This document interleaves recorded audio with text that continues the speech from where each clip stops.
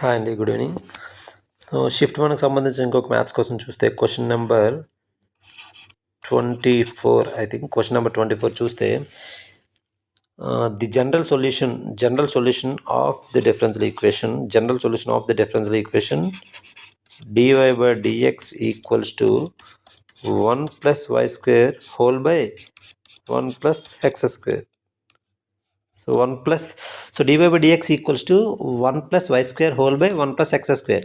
So ఈ క్వశ్చన్ని మనం చూడంగానే దీని ఒక సొల్యూషన్ కావాలంటే మనం సింపుల్గా వేరియబుల్ సెపరబుల్కి వెళ్ళిపోవడం, అంటే వై టర్మ్స్ అన్నీ ఒక సైడ్, ఎక్స్ టర్మ్స్ అన్నీ ఒక సైడ్ నోట్ చేసుకోవడమే.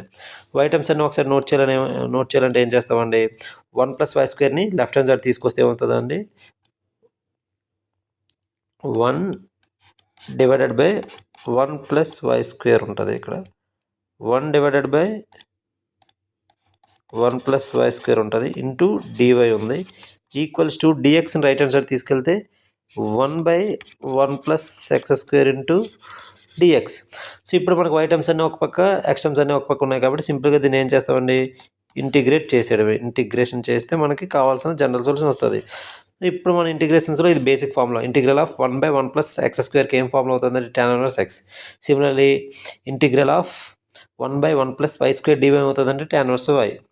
So tan inverse y equals to tan inverse x plus c.